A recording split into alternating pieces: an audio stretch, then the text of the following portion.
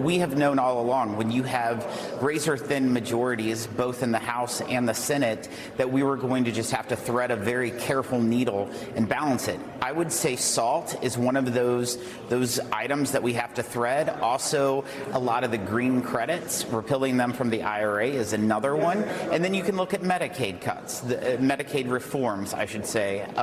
These are all things that we're right in the middle.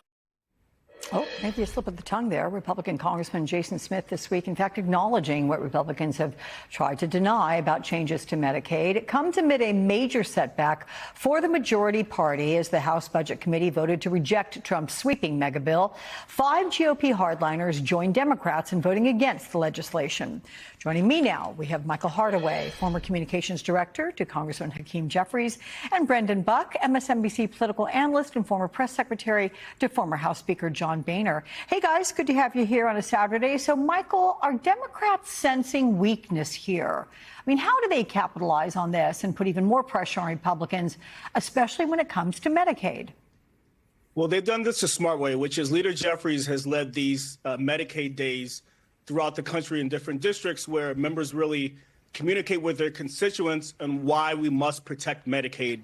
97% of Americans say that Medicaid is important to them or someone they know. That is a winning issue for Democrats as we look to move back to the majority in the midterms. And so they should go full speed ahead, foot on the gas, and drill down on this idea that you have to protect Medicaid. I'll also say, from a business perspective, the renewable credits that Republicans want to get rid of is it's an asinine thought, because those credits are needed to fuel AI development that many American companies need to get ahead in the next century. And so we should think about those credits as a necessity that's needed for the energy to fund AI development. I do want to make sure people note, Brendan, here that the Republicans who doomed that budget committee vote on Friday, they don't like the bill because it doesn't cut Medicaid far enough, and it raises the deficit. Meanwhile, you have moderate Republicans in swing districts who are concerned about the impact of Medicaid cuts with such a small margin for error. Will Mike Johnson have to ultimately pick a side that he's going to have to disappoint? Well, it sounds like he's got the sweet spot right now. I mean, usually when you're leadership, if the right and the left think that you're not doing the right thing, that means you're probably right there in the middle. And I think everybody's going to be upset. I don't think it's picking one side or the other. I think conservatives think that he picked the moderates too much. Yeah, there's significant savings from Medicaid, but not nearly as much as conservatives want. And frankly, not as much as had any chance of passing the Senate. Some of this is just sort of the groveling that comes before members accept reality. This is a big bill that does lots of things. Everybody's going to have their own point of view, and in a big body like that, you just can't have everything you want. And I think they will have to come to realize that there is no other option other than plowing ahead. I'm sure they'll make some tweaks to make people feel better. But the alternative is just, one, destroying the president's entire legislative agenda, which I don't think any of them want to have around their neck. And two, allowing all of these tax cuts to expire, which means taxes going up on everyone. And that's just simply not acceptable to them either. So they'll get there eventually. It's going to take a lot of groveling. It's going to take a lot of hurt feelings. And I'm sure Mike Johnson's going to catch a lot of grief from members. But that's just the nature of being a speaker in a Republican House. Michael, this bill looks to raise the child tax credit, but an estimated 17 million children wouldn't even be eligible because their parents wouldn't make enough to qualify. Children could also be kicked off if one parent is undocumented and doesn't have a Social Security number. Republicans are pushing for Americans to have more children. But do these provisions encourage that? No, just like their economic policies don't encourage that. The prices of everything right now are sky high, from housing to food to everything else. And so if Republicans want Americans to have more children, they should make it easier, more affordable to do so. I don't think this does that. I'll also say, as it relates to this bill, this week we had the third credit rating agency that downgraded the United States credit. And what that means is that this $36 trillion in national debt we have is going to cost us even more because we now have to pay higher interest rates on that debt. And so, I think that we have to have a real conversation in terms of fiscal responsibility. That could be a bipartisan conversation. But I think that, by the end of Donald Trump's term here, we could be at $50 trillion. And I think that's unacceptable. I want to ask you both about Trump's family and that it's blatantly enriching itself. You have Eric Trump and Donald Trump Jr., who've backed a Bitcoin company that is set to go public as part of a merger. You have Don Jr., who's joined at least 8 corporate boards or advisory committees since his dad won the election. He's also launching that private club in D.C. called the Executive Branch. Membership, by the way, is, $500,000.